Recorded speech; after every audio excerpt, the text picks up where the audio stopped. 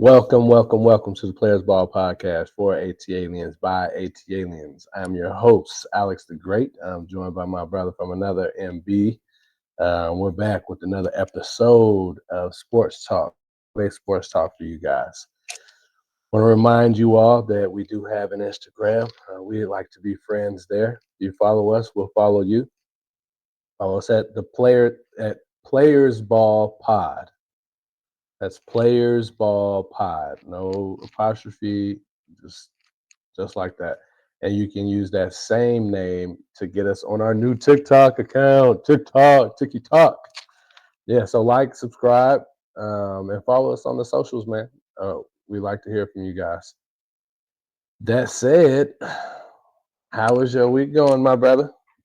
It's been a good week, man.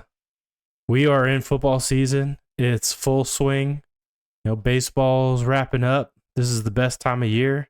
It's rainy tonight, but you can feel the air wanting to cool down now that the rain has come and fall is here. And man, I'm excited. This is my favorite time of year. So I love the summer as long as the pools are open, but my neighborhood did us a disservice this year and had the pool closed basically all of August.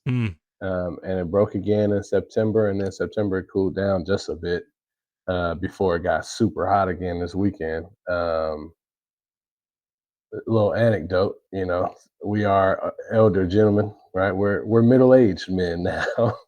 I'm not old. You might be old. No, your age says you are middle-aged. Okay, age is a state of mind. It is. So I decreased my state of mind age over the weekend. We did the Savage Race, which was actually really fun. So shout out to the people who put that on. That was a great OCR, obstacle course race. We're gonna do it next year, man. So I expect you out there next year. I'm gonna try to get my wife out there. So it was me, Theo, and Tareya, and Tareya's cousin Steve and his wife Janae. Man, I thought we had a good time, and unfortunately, our brother got injured. Theo, well wishes to the knee. He hit his knee on an obstacle, and that actually it swole up pretty good. So he did not get to finish. But we all crossed the line. So he's itching to go back and get up there and get that medal. He's done it. He completed it before. So, but that said, let's all get younger. Let's get active. Lower our age state of mind. I've done an obstacle course race years ago, and it was on the record high in terms of temperature for the state of Georgia. And man, it was grueling, but it was a lot of fun. We didn't get a medal. It was, those like rubber band bracelet things that are really popular. The Live Strong was probably the first. What would Jesus do? Yeah. WWJD? Yeah. Those style bracelets. So we got one at each obstacle for completing it. So, but it was a lot of fun. I'll do another one. Yeah. The one before this one was the Spartan race, and it was the opposite of your experience. It was really cold, cold and sleeting. And there were a couple obstacles where we had to fully submerge ourselves or walk through a creek. We had to do that this time, but it was hot. But doing that in the cold, man, I'll never do that again. My body felt like it was going to shut down towards the end. So the very first obstacle, they had us do like one of those military crawls, and it was through a tunnel that they had made with tarps. So, it was like 150 degrees inside those, but they purposefully diverted the original course route to go through the creek and the river that was nearby, so that you'd have that ability to cool off, because otherwise it would have been a death trap. Yeah. Heat stroke central. Yeah. Yeah, man. All right. There were some other interesting things over the weekend. I don't know if you caught it, and this is Georgia adjacent. Deion Sanders played for the Falcons. That's how I'm connected. I know Georgia was off. We'll get to them in a second, but Colorado put on, I would say, one of the games of the year, if not the game of the year. I know I was texting you and you weren't watching at the time, but man, what an incredible finish that the Buffs did. Have you since seen the how it ended? I have. I watched a majority of the game. You happened to text me. I had gone to bed or I had fallen Yeah. asleep. Um, Hmm. and you could tell the momentum had definitely shifted in the Buffs' favor. In that second half of that game, I'm surprised that they were able to pull it out, but at the same time, you got two of the most electric offensive playmakers in college football on that team. So when I say I was surprised, I'm not that surprised. But Baylor did blow it. I mean, they absolutely blew it. I was at a. I mean, I was surprised, definitely, like the way it. So when they're down seven, Shador is it's a long third down, um, and he throws it. The guy drops it, like he dropped it on the one, and they had to go for it on fourth. He throws another, and this is a bomb. Like they're on like the 38, or they're not in the red zone at all. Um, Hit him straight in the chest, and I was like, "Oh, that's it. Well, it's game time." And me and Brittany happened to be at a restaurant bar, so I just went back to eating my food, talking to her, and then the guy, he's down because I yelled very loudly when it happened. The guy at the other end of the bar, he literally came up and tapped me, and I was like, "Hey." And they were celebrating throwing a touchdown. I said, "What in the world? How did I miss that?" The very next play, he had thrown a ball, back coverage, and it wasn't Travis Hunter that caught it. I don't remember who did, but he scooped under that ball and sent it into overtime. And then in overtime, Travis Hunter caused a fumble on the goal line. So that kid is incredible, man. But shout out to them. Heck of a game. What a finish that was. Yeah, absolutely. I mean, that it doesn't get any easier. I saw something yesterday, I believe it was like AI predicted fit scores for remaining schedules, and they Mm. had Colorado losing all 9 of their remaining games. Oh Uh, my goodness. so, needless to say, the schedule doesn't get any easier for them. Now, do I think they're going to lose 9 of the next 9? No, but they definitely have some challenges ahead. Oof. Yes, they do. Yeah, UCF. That's this Oh, weekend. yeah, I didn't. I guess the Utes, Utah's pretty good, right? They got them on the schedule. Texas Tech, uh, Oklahoma State, Kansas, K State, Cincinnati, Arizona. Yeah, that's pretty tough sled for Colorado. That's a rough draw. That's just based on them being in the Big Ten.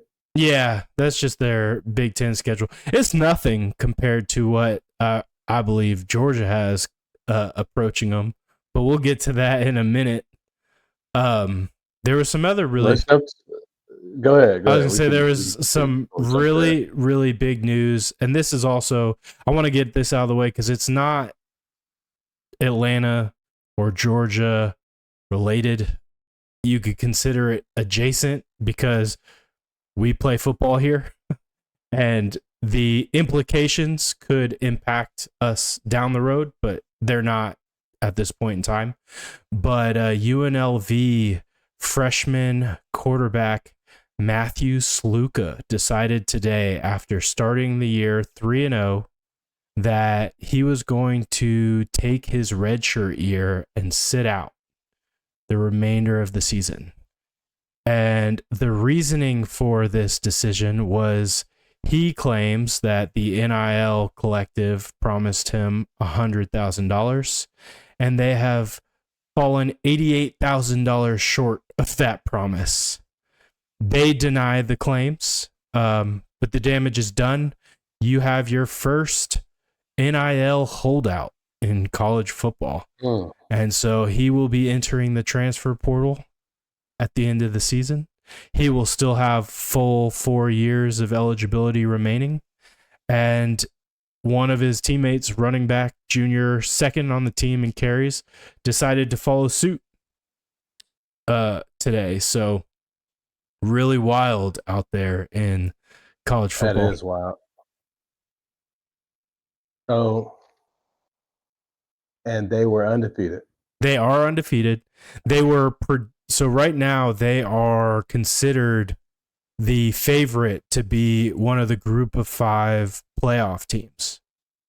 So they're expected to be in the college football playoff this year. So losing their starting quarterback, that's got to be a pretty big deal. Absolutely. I wonder how they're going to get through that. Do NILs allow you to sign? Well, no, I guess so. He's done playing for the season. Yeah, choice. He's going to transfer out, and that's it. Yeah, so the interesting thing will be is how other teams, other schools perceive him, right? Because he'll go into the transfer portal. I don't know if the transfer, so there's windows, right, that the transfer portal is open. I don't know if there are any in-season windows. I know it starts to open up towards the end of the year. So I imagine he's just basically sitting out until the first opportunity to hop in the portal. But it'll be interesting to see how teams perceive his decision, right? Like on one hand, you're 3-0, you've got game tape, you're obviously talented. I think he had a lot of hype coming out of high school, at least had other offers on the table. And then on the other side of the coin, you just quit on your football team mid-season over money. So our school's going to look at him and say, he's not a team player. We don't want that kind of personality in our locker room. Or are they going to look at him and say, he's a good talent with 4 years of eligibility that could bring a lot to our program? I mean, I think it will go both ways, right? Depending on the school. If he has the talent that obviously he perceives that he has, he's gonna get another job, which sounds crazy to say, right? We'll call it an opportunity, but then on the other side of it, he wasn't given what he was told, I guess, you know, and to get $12,000 when you were promised $100,000 is quite a slight. It is. But at this point, it's a he said, she said game, right? And the university claims that they have, or the NIL collective claims that they have signed documentation backing up their claims that was never the agreed upon figure. But at the end of the day, it won't be the last time, I don't think, a player decides that their value is greater than what they are receiving and decides to try to renegotiate and even hold out potentially. We see it in the pros, right? Hold out. Yeah, all the time. I mean, we saw it with Julio Jones believing he needed to be the highest paid wide receiver. And you can't fine and penalize them for that like you can the pros. I mean, in a way you can. Like revoke their scholarship or something? Well, if he decides to go into the transfer portal, then like he is forfeiting his scholarship at that point. And other schools could blacklist him, right? Like they could give him the Trevor Bauer or the what's his name? Quarterback Colin Kaepernick treatment. So I mean, it is a gamble. To your point, I think he will get another job, but it is a risk. Like you are taking a risk. Betting on yourself. Oh man, best bet to make, but you know, we'll see how it plays out for him. What's the kid's name? I won't keep up with that. Matthew Sluka, Sluka Sluka. At Arizona? UNLV, University of Nevada. UNLV. He needed those extra wages to go hit up the casinos. No, I'm just kidding. I heard some other NIL news. Your boy Carson Beck has an NIL deal now with Chipotle, the Mexican cantina. I actually got a notification yesterday. I was out and about, and I was thinking about hitting up Chipotle for lunch. And across my news feed was the Carson Beck bowl that you could order, I guess, via the app. There's a Beck Bowl at Chipotle? Yeah, that's what the NIL deal is. That's what the deal is? Yeah. Okay. I just heard it on the radio this morning that he's getting paid. I'm sure he's getting compensated financially, but like you can order his bowl. That's Chipotle's benefit is it entices fans to, oh, I got to eat like Carson Beck. Yeah. Just quick related caveat, man. That brisket that they have is fire, bro. I love it. Does Carson Beck deserve a bowl? Sure, why not? Why wouldn't he? He hasn't won anything yet. How many players have? I mean, he's got 2 national titles. If you want to be not as the starting quarterback. His predecessor, I mean, you're compared to those who came before you, right? Yeah.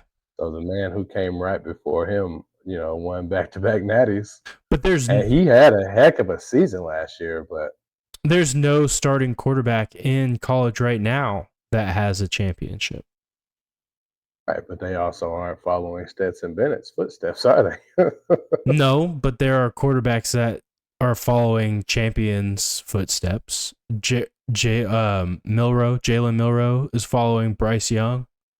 Whoever Orja. No, Bryce Young was before the Georgia ones, right? And Jalen Milroe wasn't even on the team at that point, was he? Yeah. Was he? He was a freshman. Bryce Young won when he was, I think, a redshirt freshman or something like that. He was still playing when Georgia won those 2. Yeah, no, because he played in one of them. He played in the first one that Georgia won. Yeah. And then I mean, he's in his second year in the league. Orja. Jalen Milroe was I didn't know about him until last year. Yeah.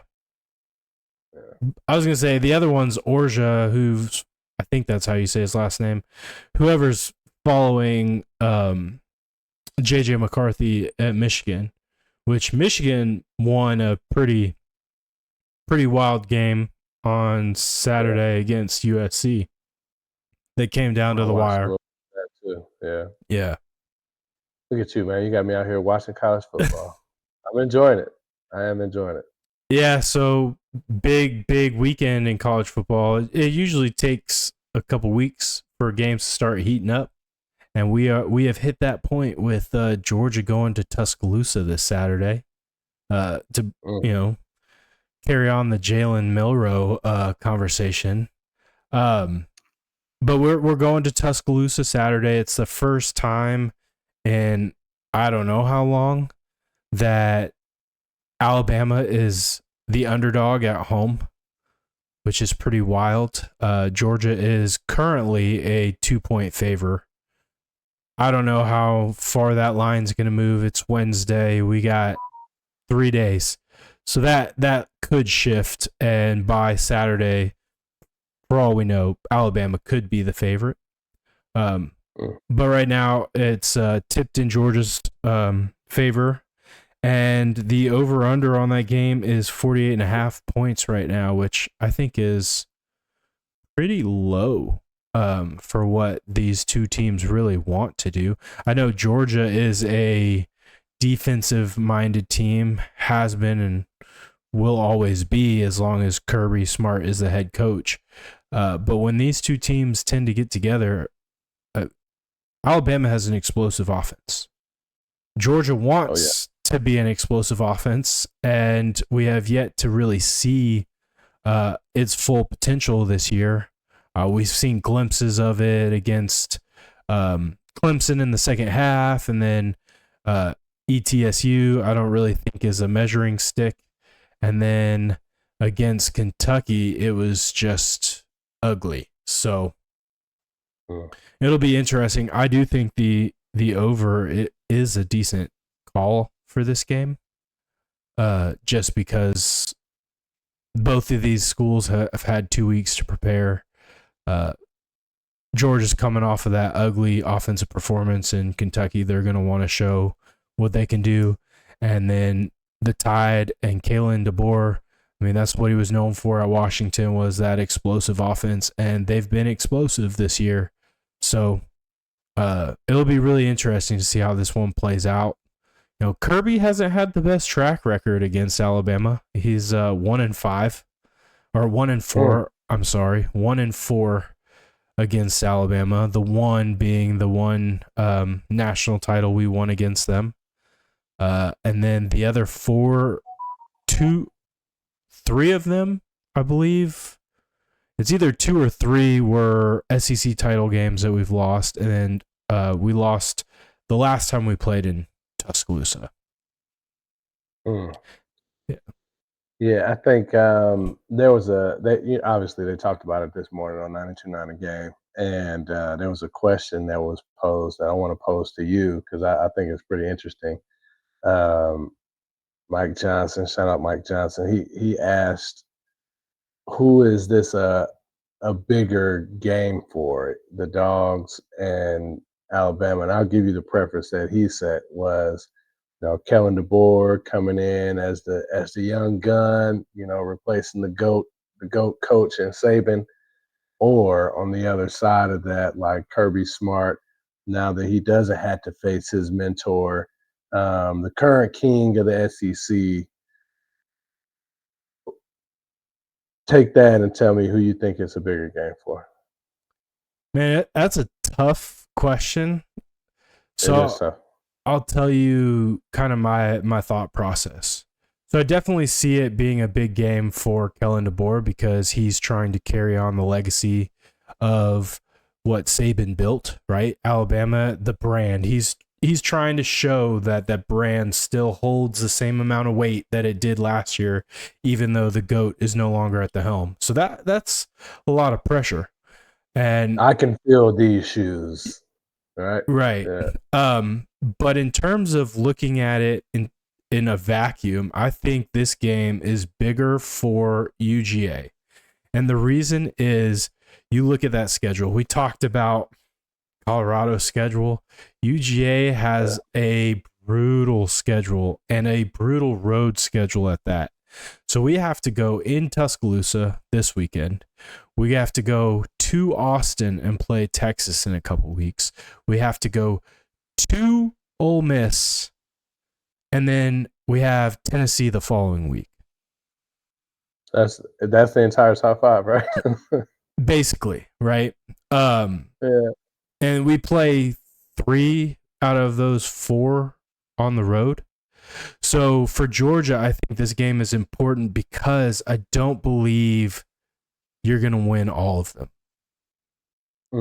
And I think that you can't afford to lose more than 2 of them. So if you lose to Alabama, you're already setting up for a really tough road just to make it to the SEC title game, right? In my current season of college football 25, I made the playoff as a 3-loss team. Is that the reality that we will face? You think someone can get in, obviously I won't say Georgia, but like an Ole Miss can get in with 3 losses? Yeah, I think it's very likely that a team gets in with 3 losses. I think what ends up happening, though, is you create a really difficult scenario for your team navigating through the playoffs, right? Like you want that bye, you want those extra days of rest because by that point in the season, you're going to be beat up. You're going to want to get guys a little extra rest. You're going to want to have some weeks to work on the fundamentals and just like get back to square one and prep for that next opponent. Well, if you don't have a home game and you have to play one of those road and away games or if you don't have the bye and you have to play one of those entry games, what is it? 4 games that you have to win in order to be the national champion. So it definitely adds a layer to the difficulty. Yeah, I know, man. I can't finish this season because I'm in a national championship and I'm facing Georgia. The computer obviously thinks they are the better team, and they refuse to let me win. Like the last game I played, I was up 4, like 15 seconds left, and I simmed through it and they win. Like it's Georgia coming out with confetti. I said, "Oh no, there's no way I'll quit." Turn this off. No autosave here. Oh man, I was furious. I haven't played since. Yeah. Because that was like my 5th time trying to beat them. So I finally thought I had it. And like, nope. Yeah. And the other side of it for Georgia, they need to get this Alabama bear off their back, right? They Yeah, man. So I saw a clip where a reporter asked Malachi Starks, the star safety for the Dogs, a question about a comment that Jalen Milroe made following the SEC title game last year, saying that the Dogs looked beaten and down and like they didn't want it anymore. And Malachi was like, that is never a feeling, like a mentality that I'll ever associate with the G. And so I do feel like there's a bunch of players in that locker room that are heavily motivated, that want to get that monkey off their back, and they want to go out and they want to prove who they are and that they're the best, right? And you do that on the field, and I expect them to come out and play with that fiery mentality. Now, Carson Beck and the offense have to kind of temper some of those nerves and not get sloppy early on and play with a cool, calm, collected demeanor if they want to be successful. But I do think that they're hungry, and I do think it's a big, big deal for them to get that monkey off their back and establish themselves as the dominant team in the SEC. And then they got to turn around and do it again in 2 weeks at Texas. Yeah, no, that sounds like some tough sledding, man. I'm pulling for them Dogs, man. We'll see what they end up doing. Our other football team did play. I was there. It was quite the game. My streak, unfortunately, continues of live Atlanta sports. So I am now 0-4. I don't know what to say, man. That really hurt me. Where you want to start with the Falcons? I got to start with, you need to start selling those tickets. Well, I ain't selling this next one. If you go 0-5, we're going to have an intervention. Okay. Get some sage.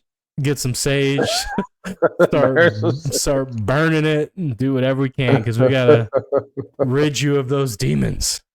Get that juju up off me, man. That losing juju, bro. Yeah. So I don't believe in moral victories. Just point blank, I don't believe in them. But I will say there are aspects of the way it went down that give me a lot of hope for what this team can do. Just starting out, they jump in, they get the ball, and they drive it down the field with ease, get it in the end zone. You couldn't write it better. Opening drive, and then turn around. Defense, it looks like KC's going to do the same thing to us. And then your boy Justin Simmons gets the interception, and like at this point, riding high, right? Like, all right, let's go get down the field again, put up another 7, and we'll be up 14-0 like that. Unfortunately, it didn't play out that way, and it went a little bit more back and forth. I think at halftime, the Chiefs were up but 14-13. we didn't give up. I actually really liked how resilient the defense looks. There is some things that they need to figure out because I think currently we're sitting at 31st overall in sacks. So we're second to worst in the league in sacks yet again. Par the course.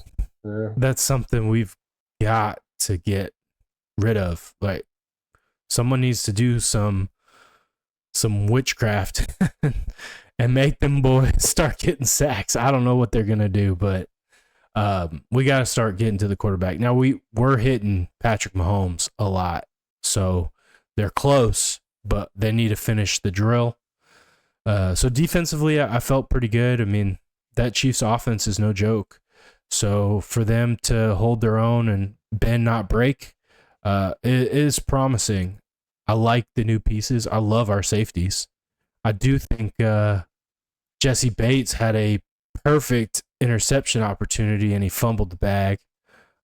We did end up getting the ball back on that drive, so it was like no harm, no foul. But you got to get those three. And then offensively in spurts, you saw the run game kind of stumble in this game. Like, there were a few plays here and there where we got chunk yards, but overall we didn't move the ball on the ground nearly as effectively as we want to. And a lot of that was true before we had the two offensive linemen injuries, and then became even more prevalent once Drew Dahlman and Caleb McGarry went down, which was big. That was a huge, I think, turning point in this game. And I thought at that time it looked like Kansas City's defense could pressure Kurt at will, and that was the game. But it wasn't. We still had plenty of opportunities.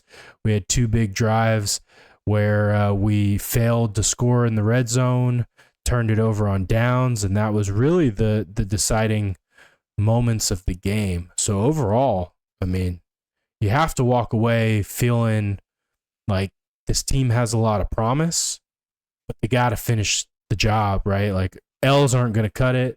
Like, no moral victories, but you at least see spurts. Like, you see splash of what they're capable of when they put it all together. Yeah, I agree with you 1,000%. One thing that you didn't say specifically is the pass interference, right? That was such a big swing. Now, it was definitely a pass interference, and the thing is, you don't lose the game on one play, right? We did get back down there, and instead of running up the middle, we've seen that before. Um, we wanted to get. I won't say we wanted to get cute. I guess their front seven have been doing a pretty good job shutting those. Was it the a-hole shutting those gaps down during the game? So we did that halfback swing, and I didn't like that play call. But to your point, we are in there with the champs. Now, they haven't looked great. They are undefeated. But every every opponent they played, although three good opponents, have been in the game.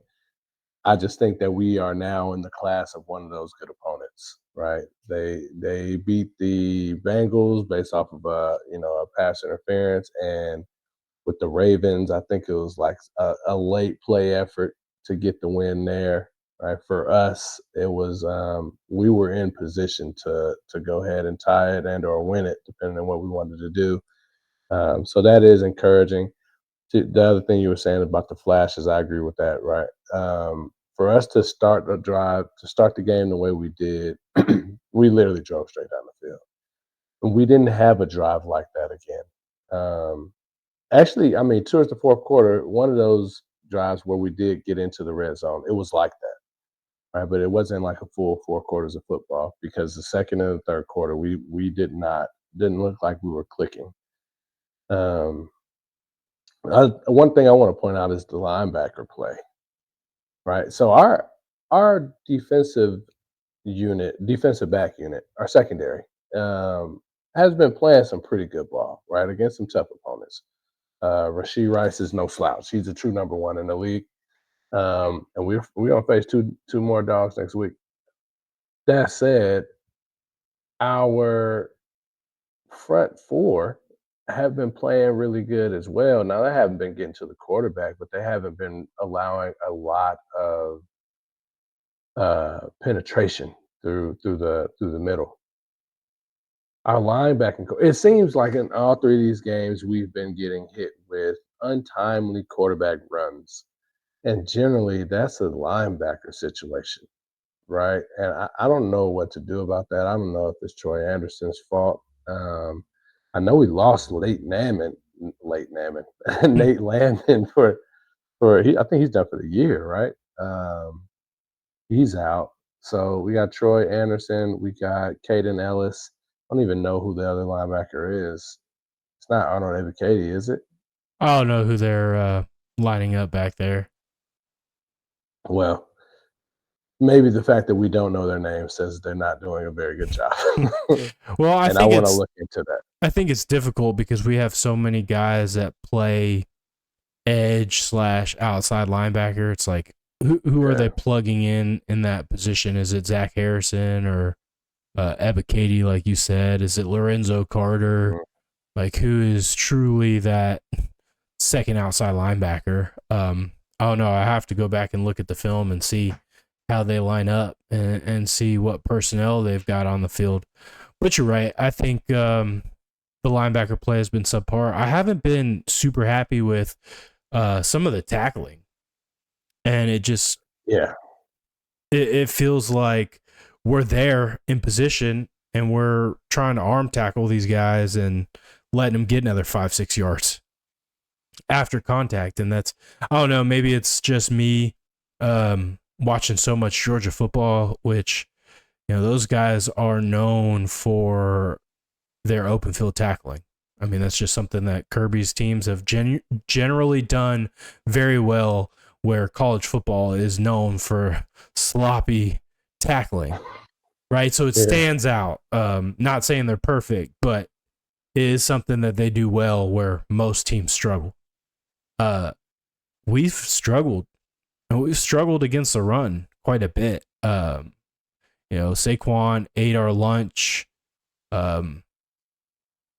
We didn't do so bad against Najee Harris, but Justin Fields in the quarterback run, as you said. Jalen Hurts ran all over us.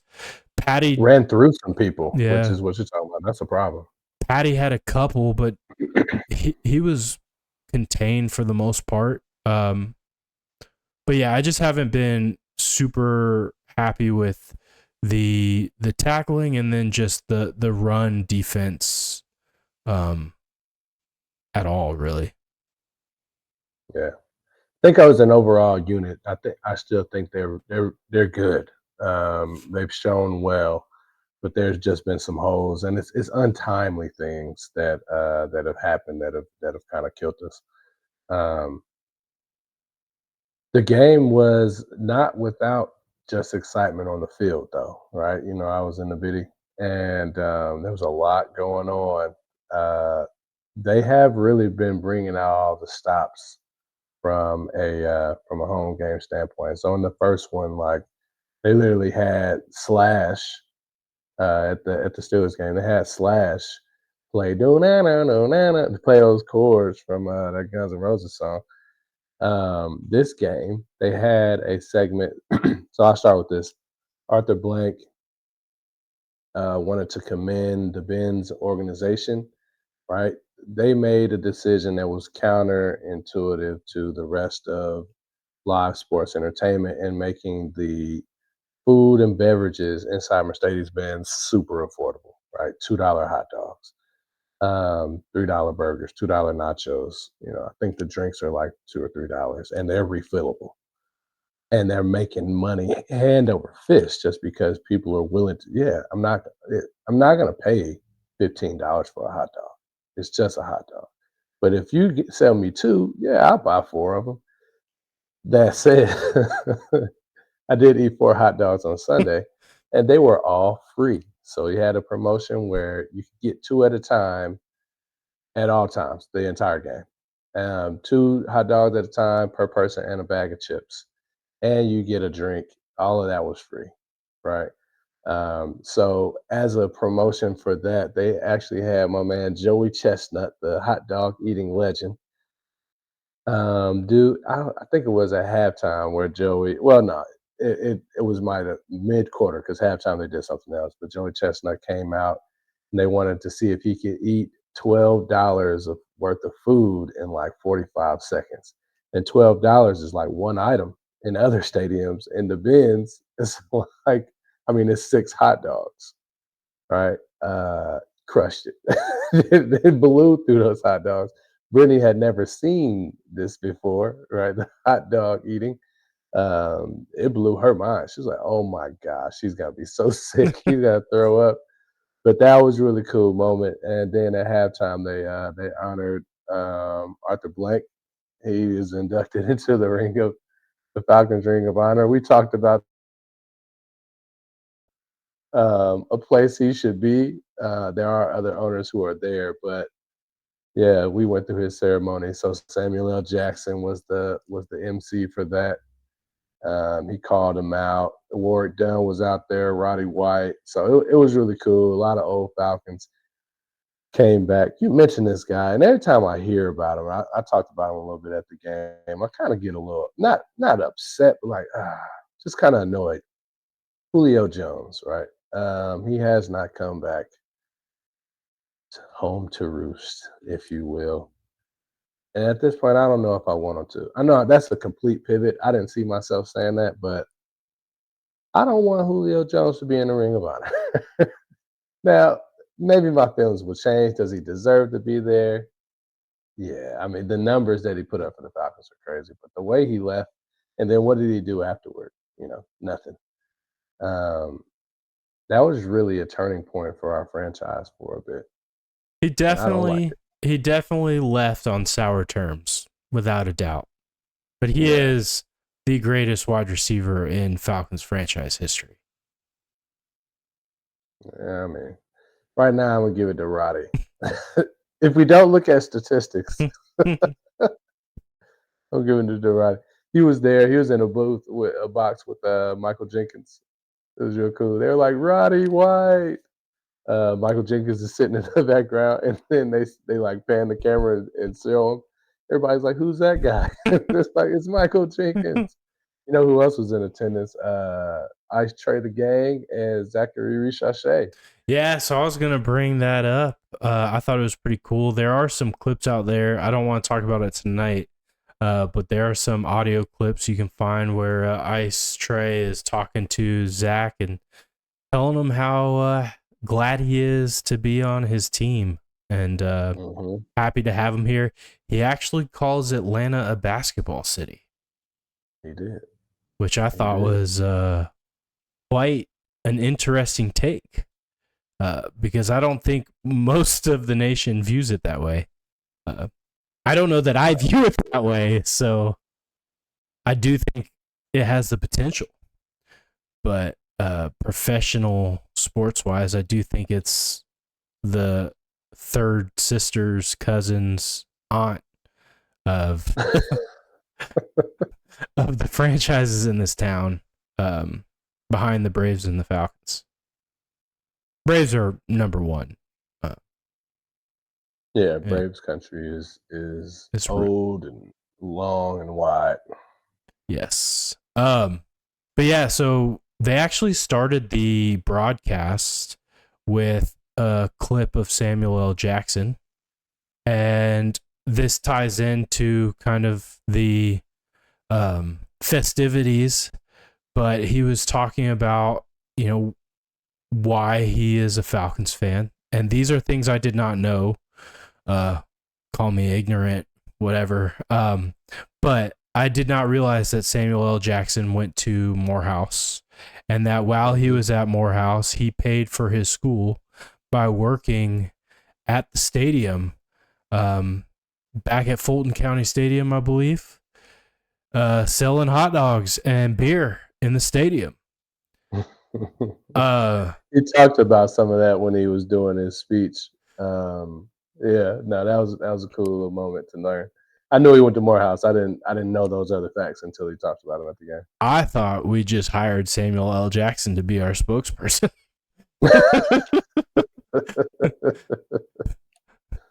Outside looking in, I could see that, right? I mean, that's not what he's known for, being a Morehouse grad. Well, I guess it is, right? But it's not what he's most known for. He has the most IMDb credits of any actor, something like that. I mean, he's been in a bunch of amazing movies. Currently the king of the Marvel franchise, the only survivor of the the original bunch. So, and the most mother effers in movie history. yeah, he is known for that as well. But no, I thought it was cool. And then, as you said, there's just been a ton of people. I bet it's really neat to see it in person, but even just seeing it on the broadcast and then in clips of all the celebrities that have shown out. Now, it was a primetime game against the two-time defending Super Bowl champs, but I hope that the season continues down that same trajectory and that we're a winning team that draws the crowds, that draws the excitement. Because that's the thing that I think above all else, Michael Vick was most known for, was how he brought the culture, the Atlanta culture to the game, right? He really unified the city and brought the city, the history and the culture, the hip hop culture into football. Yeah, he was the Allen Iverson of the NFL as far as like, hey, no, I'm gonna just be me. And people really appreciated and enjoyed that, and I definitely think the fanfare showed. So they started this last year, right? They had a game where TLC came out and sang. They had another game where Bobby Brown. It was Fat Bobby, but he was out there dancing his ass off. So they definitely have been doing the production thing the right way for sure. I'm excited to see what they do when the Aints come to town next week. Oh man, this is one where I think it's a must win. And if we do lose, yeah, I won't go to the next game. I'll sell whatever game that is. I think it's the Bucks. But I'm looking forward to it. I do think glad that Philly brought them to earth a bit before they came in here, because we don't need them coming in here on the high horse. Their fans are already riding high enough from the Super Bowl 30 years ago. So it's hate week, man. So go Dogs and rise up. We're gonna win both of those, man. So interestingly enough, there is no professional rivalry that matches college football rivalries, in my opinion, just in the pure, unadulterated hate that two organizations have for one another. But if there's one that's close, it's the Falcons Saints, and obviously the Eagles and the Cowboys are up there, but the Falcons and the Saints, I don't think people outside of the Southeast understand how hated this rivalry is. But yeah, all time, the record stands at 55-55. So this game will tip the scale in one team's favor, at least for the time being. It's always, we've talked about it before, even in a bad season, if you can beat the Saints 2 times, it's a little bit better of a season. Yeah. So we got to go out there and we got to get the W. It's at home. I am concerned about our offensive line going into the game. Cam Jordan has harassed the Falcons quarterbacks of late. Matt Ryan, I think, was sacked more by Cam Jordan than any other player in his entire career. Mhm. I think Cam Jordan can probably credit half of his career sacks to Matt Ryan. Maybe not half. Probably He's got not, a lot of sacks. but you get my point. I do. A lot of them have come against us, so it worries me just with the history and having potentially two replacement offensive linemen.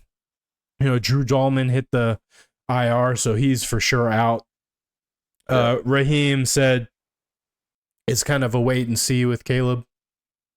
I'd be surprised if Caleb goes, but we'll have to wait till Sunday to get the official word.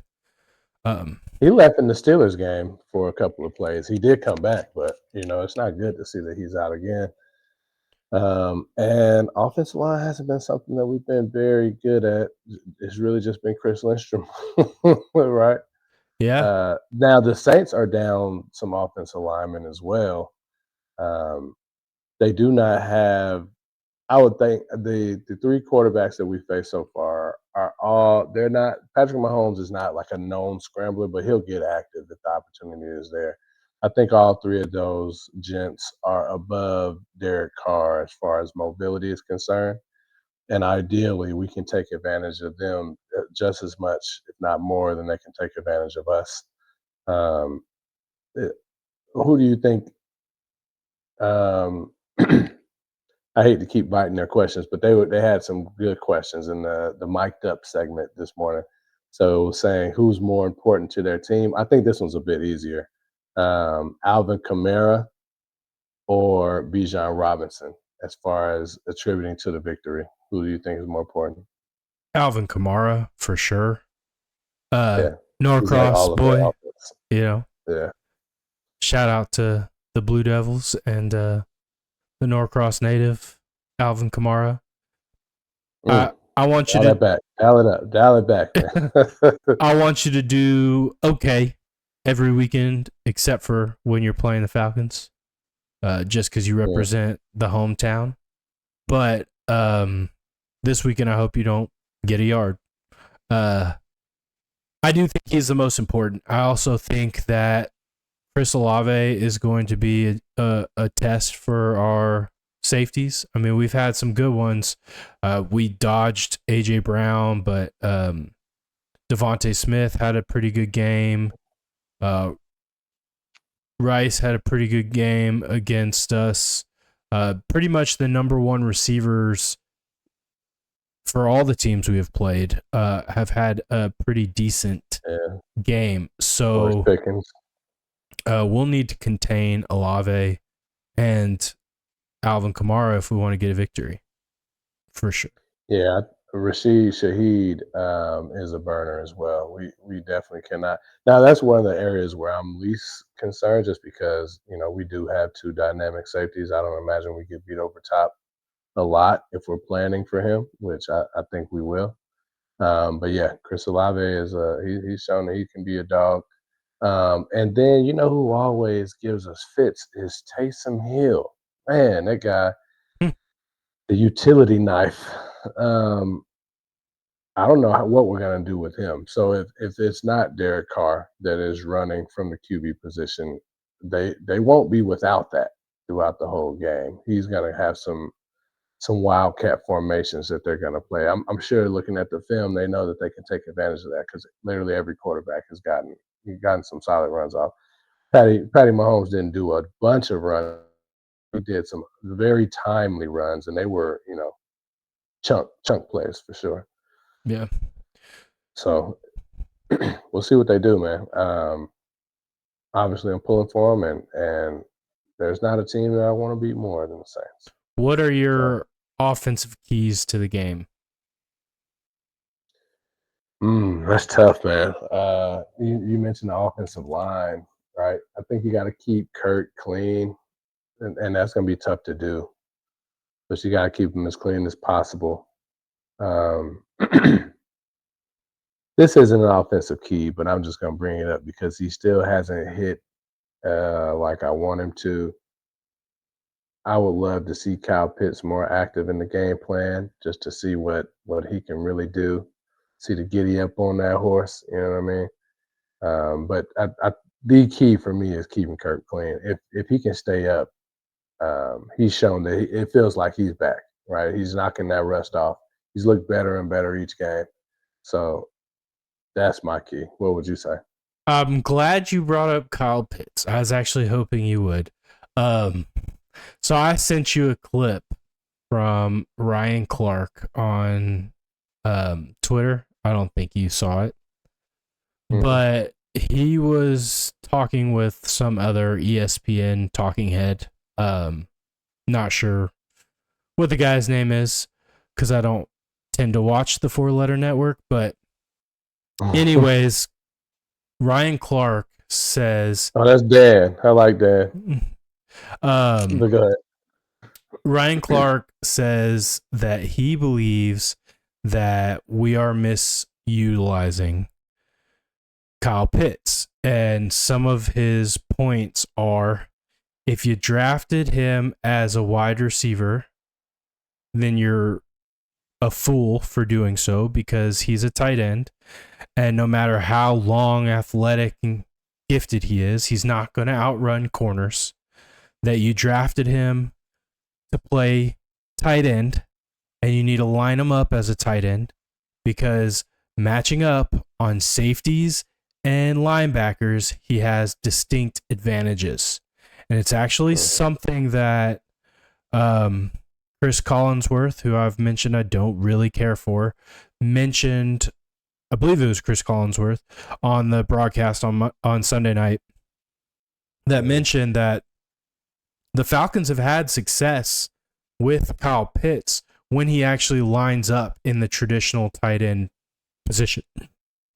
When they flank him out wide, like Kansas City likes to do with Travis Kelce, he's not nearly as successful. And it's in a lot of ways because he's matched up against corners and he's not as much of a mismatch against a corner as he is a safety and a linebacker. And I think there's some credence to what Ryan Clark is suggesting, that we need to find more ways to utilize Kyle Pitts out of a more traditional tight end position.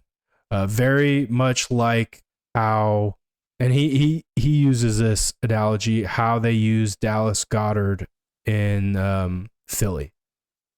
I don't disagree with that. But I will say he's still bigger than basically every corner that he's going to face and stronger.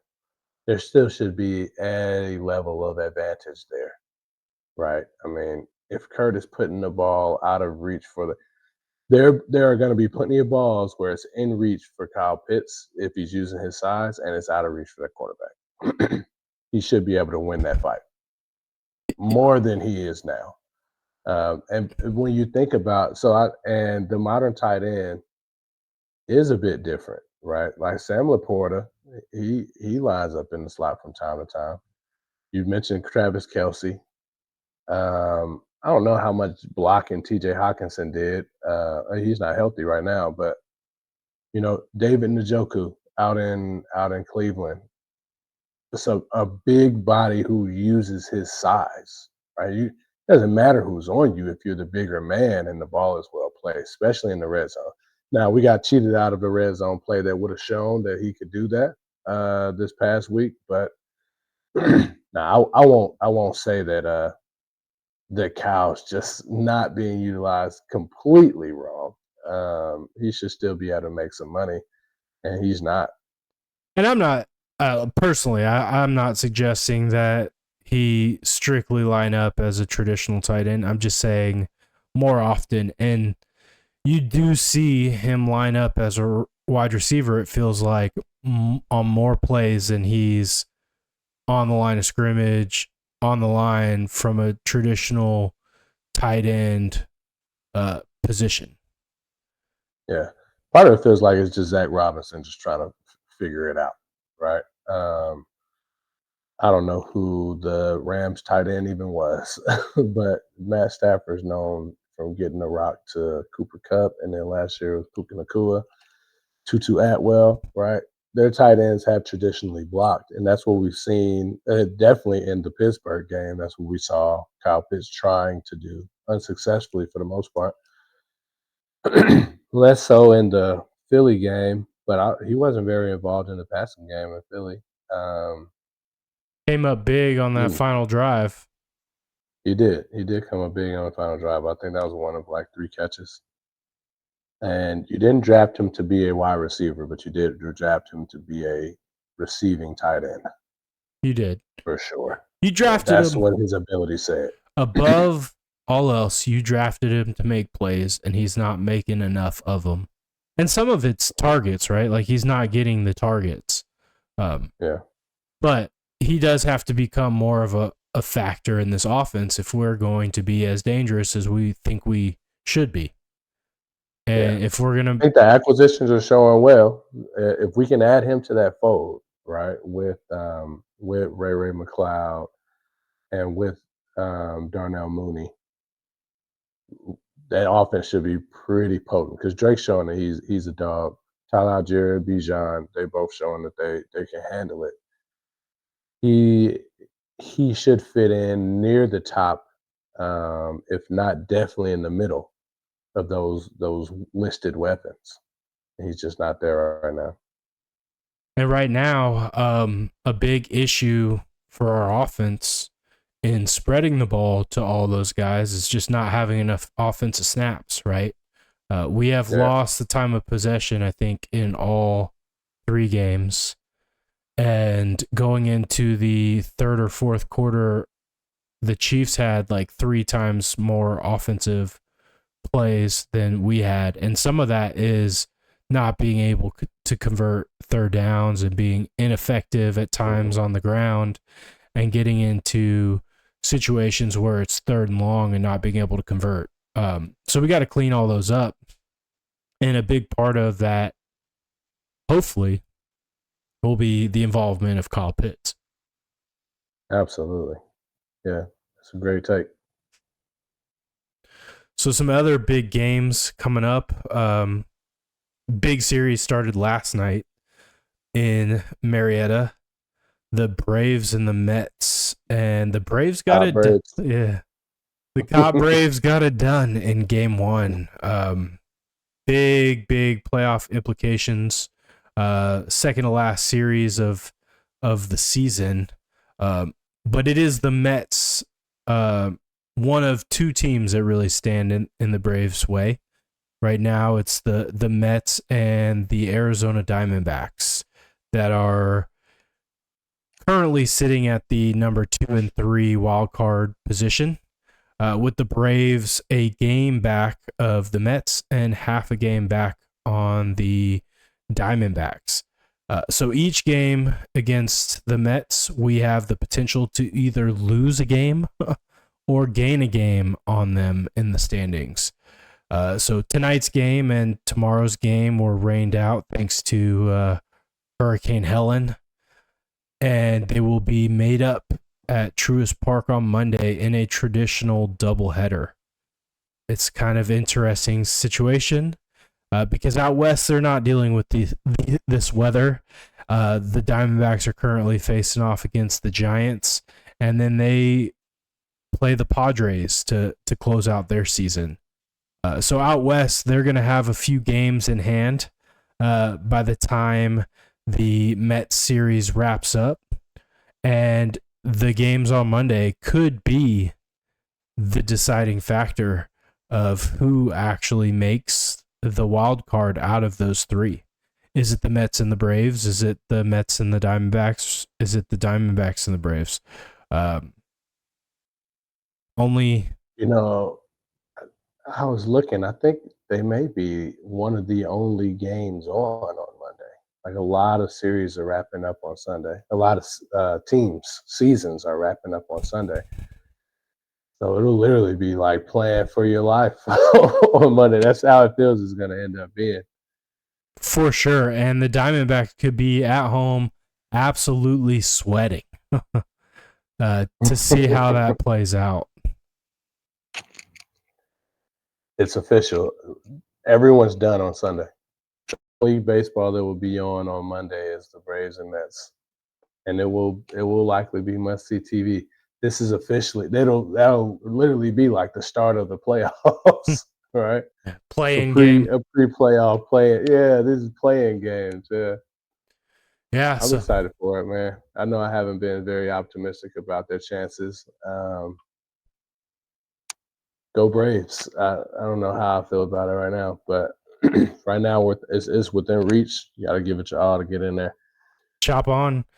We did receive a little bit of disappointing news. I think it was yesterday that the X-rays of Austin Riley, his hand is just not healing as fast as they had hoped, and he will miss the remainder of the season.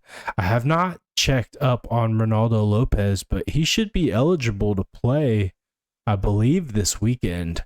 So it'll be interesting if we see a return of the Lopez in this final, 5-game stretch? Yep. 5 games. What about Ozzy? Ozzy's back. Yeah.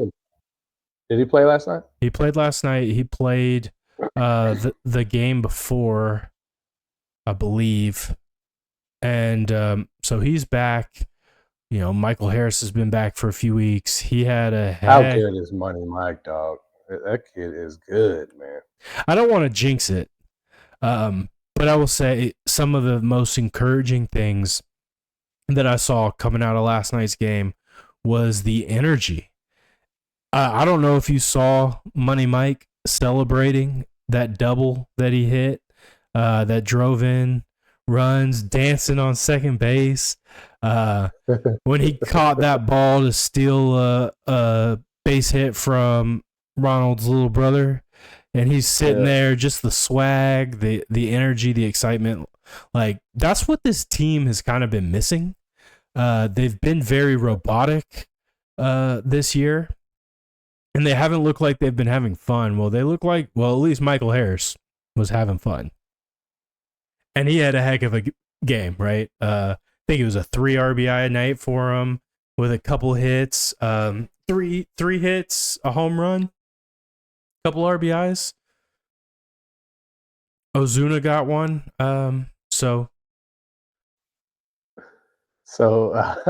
you know, it's funny that you say you're talking about the second base celebration, right? Because I was overlooking at the game, seeing how Ozzy did, and on the side on the Braves.com they have like the highlights, and it's a picture of Mike like this. I just played it, man. Yeah, nah, he's definitely having. It's easy to have fun when you're playing as good as he is. So, man, shout out to him. The season's not over. Let's make the best of it and have fun the rest of the way. You know, chop no matter on. what comes. Chop on, baby. Yep. Yes, I know we're probably near on time. Oh yeah, we're over for sure. Well over. Yeah. I did have. I was gonna say. I had a little anecdote. I'll end it on some bonus content, if you will. We mentioned earlier, or you mentioned your college football 25 season. I actually picked it back up recently, going through the Ultimate Team. I've had some fun with that. I'm definitely much better on offense than I had anticipated, just based off of all the hours I put in Dynasty and in Road to the Heisman, or whatever it's called, Road to Glory. Road to Glory, yeah. But anyways, so that was a long anticipated game, right? It had been 10 years since the last 10 plus years since the last college football video game had come out. Everyone was hyped, super excited about its release. Well, we got news a few weeks ago that another pretty big sports video game franchise is making a comeback. And they had another announcement today. Now, I believe they're in the works of creating some new games, but they are remastering and releasing a classic on Steam, coming out October 10th, and I'm super pumped because this was one of my all-time favorite sports franchises. But the Backyard Sports franchise is returning.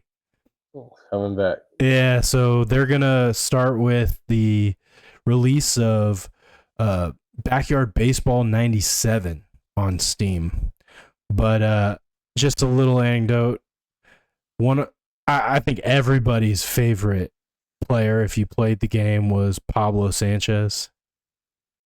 Yeah. Uh, They mentioned him on the radio. Yeah, I didn't play the game, but I'm excited to get a second crack at it. I don't think you realize what you're missing, bro.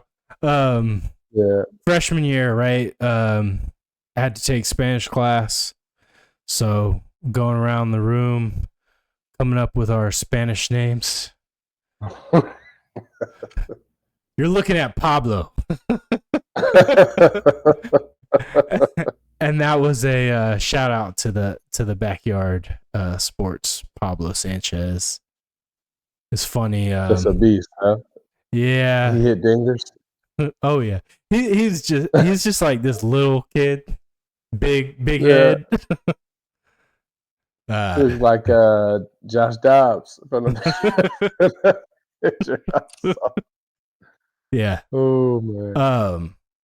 But yeah, so Dion and Lillian used to refer to me as Pablo because we were all in Spanish really? together. Yeah. But that's where that came from. So if you didn't know, now you know. Yeah. That's good to know. That's good to know. Hey man, we did. I mean, we both put in a lot of hours, man. We got to do the road to the CFP, right? CFP. That's the online, the multiplayer online for college football 25. We gotta line that up, man. I know we talked about it. We just got to get it going. Yeah. Now let's do it. Let's do it. Yeah, man. I'm excited for Backyard, man. I'll well, I don't have a Steam. It's free. Engine. It's free. Like what? Then you had to buy Sarah a machine for that. You didn't have to. Now, you can download Steam on your computer for free. Now you would have to. There are free games on Steam, but you have to create an account and either pay for games that cost money or play free games through Steam. It's just like a platform that you download on your computer. Now, Sarah has a Steam Deck, which I will be hijacking at least for a little bit of time to play that. Yeah. But that's a handheld console, like a physical console, but it operates the same as a computer. Okay. All right, man. You have to let me know how that one. Let all of us know how that one plays once it's back, because I know that was a highly sought after game, very very loved and endeared. So for nostalgia alone, I'm sure a lot of people will be getting back into that. Absolutely. I've talked to many people that have the same kind of feelings on it that I do, that it's just one of those franchises that was very underrated. Don't know what you got till it's gone, huh? Yeah, and there's really nothing like, I don't know, super special about it. It's just fun, right? Like, it was just fun. It was more arcadey, cartoony. It was just the gameplay was fun. Okay. All right. Yeah. Backyard is back in the yard shortly. Not quite yet. Well, on that note, yeah, man. Like, subscribe, leave us a comment. If you play Backyard, let us know. And if you want to join us on the road to the CFP, let us know. Shoot us a username. We'll get you on a list. We'll get that thing going very soon. And we just appreciate all the love and support, and appreciate you listening to another episode of the Players Ball Podcast. Yeah. Well, holla at you. Thank you for loving us. We love you. Peace. Peace.